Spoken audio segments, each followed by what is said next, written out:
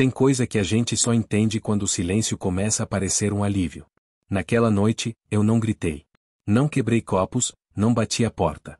Apenas peguei as chaves, dei um aceno quase imperceptível e atravessei a varanda rumo à escuridão. A voz da Lúcia ficou lá dentro, fria, automática, como se tivesse sido ensaiada. Depois de 14 anos juntos, o que restava entre nós eram farpas e saídas teatrais. Dessa vez, eu não planejava voltar. Não foi uma decisão de filme, daquelas que vem num surto. Foi mais como ver um fio de costura estourando de tanto tensionar. A gente discutiu tanto, tantas vezes, que nem me lembrava mais dos motivos. Só da tonalidade, cansaço, desprezo, uma ausência disfarçada de rotina. A mulher com quem eu dividia a vida já não era a mesma. Nos últimos meses, ela falava comigo com um desdém gelado. Não era raiva, era pior. Era aquela frieza de quem já te vê como passado. Às vezes, na mesa do jantar, ela me olhava como se eu fosse um móvel antigo. Invisível, pesado, esquecido. Me chamo Caio Mendes. Alguns me chamam de Cacá. Costumava brincar que nasci com nome de artista, mas alma de mecânico. E talvez tenha sido isso mesmo. Passei a vida tentando consertar coisas, motores, relações, sonhos. Perdi mais do que ganhei. Deixei partes de mim pelo caminho, o marido que amava, o pai dedicado, o amigo de fé. Fui enterrando tudo isso em nome de uma estabilidade que nunca chegou. A gente morava numa casa simples, em Cruzeiro do Oeste, interior do Paraná. Cidade pequena, dessas em que todo mundo sabe do outro. As novidades ali eram os jogos do time local e as promoções do mercado. Eu tocava uma loja de carros usados, a Auto Mendes. Era minha trincheira, meu orgulho. Lá eu ainda sentia que tinha controle. Que era alguém. Lúcia trabalhava meio período numa livraria universitária. Chamava de emprego para respirar. Dizia que gostava do cheiro dos livros, da conversa com os estudantes. Para mim, era uma desculpa para sair de casa. A nossa filha, Júlia, estava com 13 anos, sagaz, sempre com os fones no ouvido, mergulhada num mundo que já não era o meu. Comecei a esticar meus horários na loja. Ficava mais do que o necessário, encostado no balcão, fingindo resolver coisa nenhuma. Às vezes voltava só depois do jantar. E nos últimos tempos, nem comida guardada tinha. Lúcia já nem disfarçava. Era a maneira silenciosa dela de dizer, não faço mais questão. Até que teve aquela segunda-feira. Eu não ia comer fora, mas acabei entrando no bar do Guará, aquele perto da rodoviária. Lugar velho, mas com um canto sossegado. Pedi um prato feito e fiquei ali, em silêncio, comendo devagar. Foi quando ouvi uma voz conhecida, abafada pela divisória do box. E aí, quanto tempo você tá com a patroa? Uma risada. Depois, outra voz, essa me arrepiou. Desde antes do casamento, parceiro.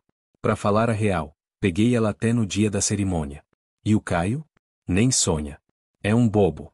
O garfo parou no meio do caminho. Aquela voz, era do Vinícius. Meu melhor amigo desde moleque.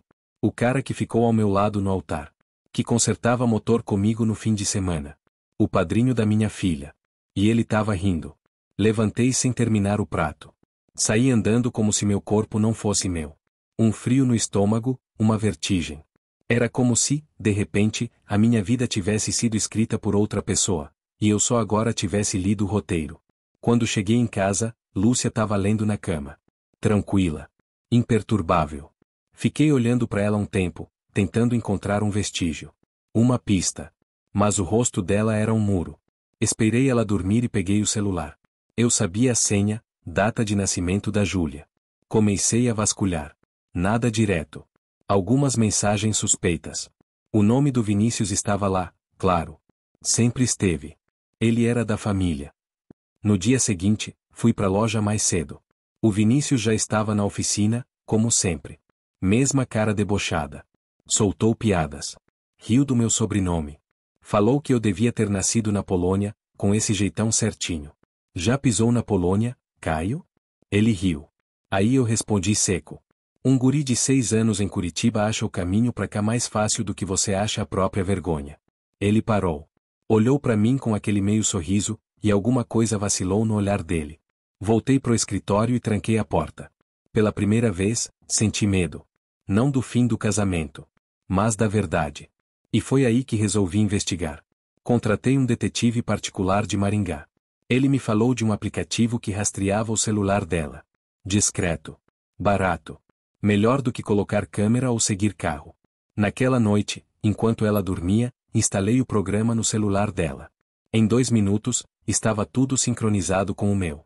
E aí começou a outra vida. A vida paralela que eu passei a viver. Durante o dia, eu ainda era o Caio da Auto Mendes. O dono simpático, que fazia café forte para a equipe e negociava carros como quem costura histórias. Mas à noite, virava outro homem, alguém que observava em silêncio, com o celular na mão, rastreando cada passo da mulher que dormia ao meu lado. Os primeiros dias me deixaram mais confuso do que antes. Lúcia parecia não esconder nada. Trabalho, mercado, farmácia. Depois, casa. Nenhum desvio. Nenhuma pausa num endereço estranho. Era como se ela soubesse que estava sendo vigiada. Ou talvez, não houvesse nada mesmo. Quase comecei a duvidar de mim. A pensar que aquele papo no bar podia ter sido bravata do Vinícius, algo dito só para se exibir para algum colega de mesa. Mas aí veio o jantar. Foi numa quinta-feira. Propus, do nada, um jantar em família. Lúcia hesitou, me olhou com uma ponta de desconfiança. Júlia fez cara de tédio, mas topou. Sentamos num restaurante simples, daqueles com cheiro de pão de alho e som de talheres batendo em prato fundo. Tentei levar a conversa pro leve. Lembranças antigas, piadas de quando a Júlia era pequena. Até que joguei o nome dele na mesa. O Vinícius ligou ontem. Disse que quer passar na loja para revisar um motor. Na mesma hora, a postura da Lúcia mudou. Ela abaixou os olhos pro cardápio, mexeu no cabelo, e emendou um assunto qualquer sobre o preço da gasolina. Foi ali que eu soube. Aquela reação era a confirmação que nenhuma palavra daria. Não era culpa. Era medo. Naquela noite, ela se aproximou de mim. Toques suaves, carícias que não vinham há meses. E eu? Deixei acontecer. Não porque perdoei. Mas porque precisava sentir, nem que fosse por um instante, que ainda havia algo entre nós. Mas deitado ali, ao lado dela, senti a presença de um terceiro corpo, feito de dúvidas, de memórias distorcidas, de mentiras ainda não ditas. Os dias seguiram. O rastreador continuava mudo, sem indicar nada fora do comum. Comecei a pensar que talvez o passado tivesse sido sujo, mas o presente fosse limpo. Talvez a traição tivesse sido antiga. Um erro enterrado. Um tropeço que virou segredo. Mas aí veio uma lembrança. Júlia nasceu exatos 9 meses depois do nosso casamento. Na época, a gente dizia que ela era nosso presente de lua de mel. Ríamos disso. Mas a gravidez dela foi complicada. Lembro dos médicos falarem da incompatibilidade sanguínea, das semanas em que Lúcia precisou ficar em repouso absoluto. E lembro dela, no dia do nosso casamento, ansiosa, estranha, distraída. E naquele instante, sentado no sofá com o celular dela na mão, me veio um pensamento tão cruel que me tirou o ar. E se ela já estivesse grávida no dia em que casamos? E se a filha que eu criei com tanto amor não fosse minha? Demorei uns bons minutos para conseguir me mover. As mãos tremiam. A garganta seca. Era como se uma porta tivesse se aberto na minha mente, e atrás dela só existisse sombra. Fui até o quarto. As duas dormiam. Júlia respirava calma, alheia a tudo. Peguei um cotonete estéril, aproximei devagar e coletei uma amostra da bochecha dela. Fiz o mesmo comigo. Na manhã seguinte, eu já tinha um plano. Fui até a Faculdade Estadual de Apucarana. Bati na porta de um professor de biologia genética, o Dr. Antunes. Homem calado, olhos de quem já viu coisa demais. Não contei o motivo real. Só disse que precisava de um teste. Particular. Discreto. Ele aceitou. Entreguei os 2 envelopes lacrados. E junto, deixei meu cartão da loja. Prometi desconto vitalício em qualquer carro. Saí de lá com a sensação de ter deixado um incêndio em potencial nas mãos de um estranho. Voltei para a loja e chamei o Paulo, meu contador e vendedor de confiança. Disse que queria quitar o financiamento da casa. E reestruturar os papéis da empresa. Ele me olhou de lado, desconfiado. Tá pensando em vender? Ainda não. Mas quero estar preparado. Naquela semana, dormi pouco. Observava os passos da Lúcia como um caçador esperando o menor movimento. Cada ida ao mercado virava suspeita. Cada saída do trabalho, um nó na garganta. Na quarta-feira à noite, o telefone tocou. Era o professor Antunes. Senhor Caio, o resultado está pronto. Pode passar aqui amanhã? Naquele momento, eu já sabia a resposta. Mas uma parte de mim ainda torcia para estar errado. Na manhã seguinte, cheguei cedo à universidade.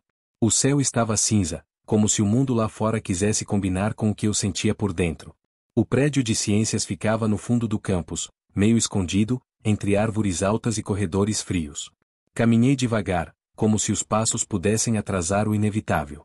O professor Antunes me recebeu com um olhar pesado. Não houve rodeios. Sentou-se, abriu a gaveta e colocou um envelope branco sobre a mesa. Apenas disse: "Os resultados são conclusivos." Eu nem precisava abrir. Aquela frase já carregava um mundo inteiro. "Não são compatíveis geneticamente", ele completou. Minha mão ficou ali, sobre o envelope fechado. O coração batia lento, como se estivesse economizando força para suportar o que vinha depois. Agradeci em voz baixa. Ele tentou sorrir, mas desistiu. Em vez disso, comentou algo sobre um conversível vermelho que estava de olho. Fingi interesse. Falei do estoque da loja. Conversamos por 5 minutos sobre carros como se nada tivesse acontecido. Como se eu não tivesse acabado de descobrir que a filha que eu amava, nunca foi minha. Quando saí dali, entrei no carro e fiquei parado por longos minutos. As mensagens da Lúcia começavam a pipocar no celular. "Tá tudo bem? Onde você tá?" Ignorei todas. Dirigi por horas sem rumo. Cruzei cidades pequenas, avenidas vazias, postos de gasolina com cheiro de fritura. O rádio desligado. A cabeça cheia demais para permitir qualquer som. Tentei buscar raiva, mas o que encontrei foi algo pior, um vazio. Um buraco onde antes havia amor, confiança, futuro. Aquela menina que eu ensinara a andar de bicicleta. Que eu buscava na escola com lanche na mochila. Que chamava outro homem de tio Vinícius com carinho. E ele sorria. Convivendo com a minha dor, sem nunca sentir o peso do que escondia. Decidi que não ia confrontá-los de imediato. Fazer escândalo não me daria paz. Eu precisava de estratégia. De controle. Se eu explodisse, perderia tudo, inclusive o que ainda podia salvar. Minha loja, minha sanidade, minha liberdade. Naquela noite, dormi num hotel simples em Londrina. Fiquei deitado, encarando o teto, o envelope ainda fechado ao lado da cama, como se fosse uma granada sem pino. A raiva começava a virar combustível. No dia seguinte, liguei pro Dr. Álvaro, meu advogado em Maringá. Preciso de um plano para transferir a empresa para mim mesmo. Sem que pareça isso no papel. Ele ficou em silêncio por uns segundos. Depois disse: "Entendi. Me diga o que você quer proteger." "Tudo", respondi. "Principalmente a loja." Em 2 dias, ele já tinha um esquema pronto.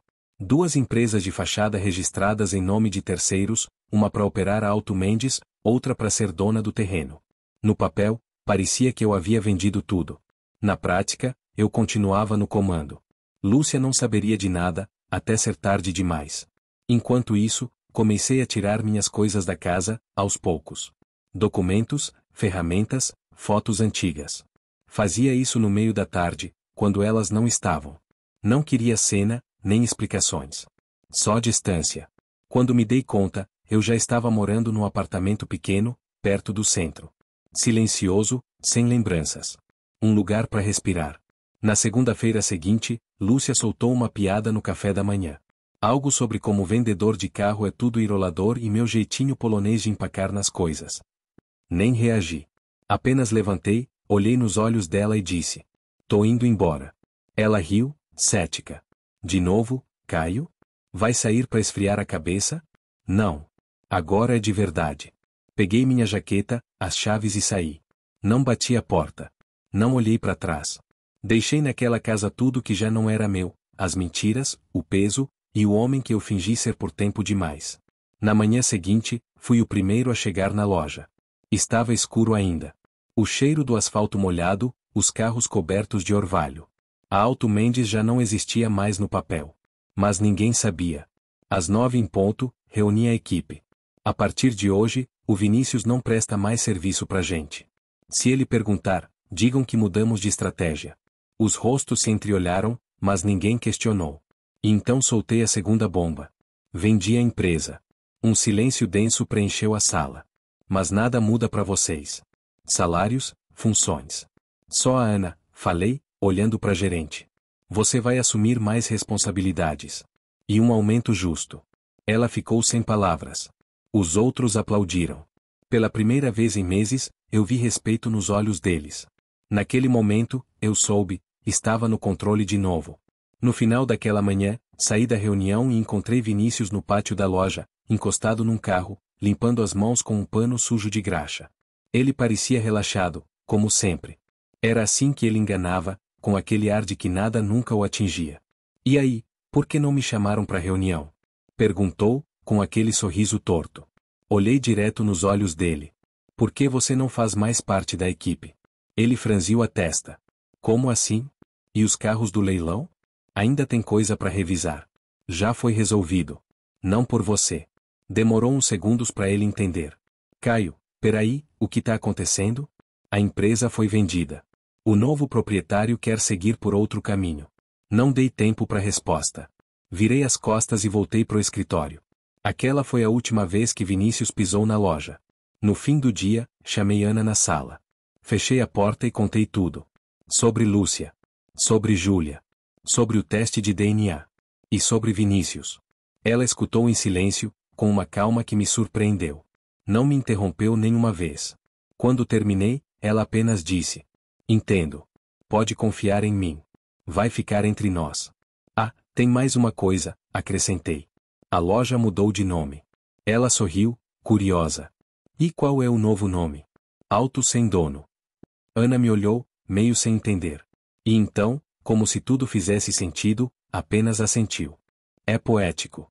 É a verdade, respondi. A placa nova chegou dias depois. Brilhava no alto do portão como um recomeço. Porque a partir dali, eu não era mais prisioneiro daquilo que me destruía. Eu era o dono da minha liberdade. E ninguém sabia disso, além de mim. Passei as semanas seguintes numa rotina fria, cirúrgica. Trabalhava, comia pouco, dormia menos. As ligações da Lúcia se tornaram diárias. Primeiro preocupadas. Depois tensas. Por fim, raivosas. Nunca atendi. Vinícius também tentou. 1, 2, 5 vezes. Mandei todas as chamadas pro limbo. Quando finalmente respondi, foi com um endereço, a casa onde morávamos. 30 dias haviam passado. Cheguei no fim da tarde. O jardim estava abandonado, a luz da varanda piscando. Toquei a campainha. Júlia atendeu. Pai? Sua mãe tá? Ela hesitou. Depois deu um passo pro lado. Lá estava Lúcia. E atrás dela, Vinícius. Sem camisa. Com cara de quem perdeu o último jogo da vida. Respirei fundo. Vocês têm 30 dias para sair daqui. A casa vai à venda. Eu continuo sendo o proprietário. E continuo pagando todas as contas. Então, legalmente, eu nunca saí. Lúcia empalideceu. Você não pode fazer isso. Posso sim. Olhei para Júlia. Você nunca gostou do sobrenome Mendes, né? Achava comum, sem força. Curioso, ele nunca foi seu. Lúcia cobriu a boca. Vinícius ficou estático. Seu verdadeiro pai tá bem ali. Dá um oi, Vinícius. Júlia me olhou como se o mundo tivesse derretido aos pés dela. Havia choque, dor, e uma pergunta muda nos olhos. Por quê? Tirei do bolso um envelope amassado. O mesmo da faculdade. Isso aqui é o teste de DNA.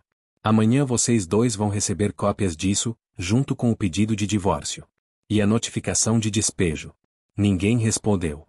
Deixei o envelope no batente da porta, dei meia volta e entrei no carro. Naquela noite, sentei na varanda do meu apartamento, com uma cerveja na mão e o céu de fundo. Pela primeira vez, não precisei rastrear a localização de ninguém. Nem decifrar silêncios. Eu não era mais marido. Talvez nem pai. Mas ainda era homem. E, mais do que isso, eu era livre. Nas semanas que seguiram, me tornei um homem sem pressa. Aquele tipo de silêncio que antes me sufocava agora era abrigo. Eu acordava cedo, tomava café em xícara de louça rachada, lia jornais velhos e ouvia o som da cidade sem fazer parte dela. Era como assistir a vida pela janela, sem ser notado. Ana me mandava mensagens curtas, tudo tranquilo por aqui. Equipe alinhada. Placa nova fez sucesso. Eu não perguntava mais do que precisava. Sabia que ela cuidaria da Auto Sem Dono como se fosse dela. Talvez, um dia, fosse mesmo. Lúcia parou de ligar. Vinícius também.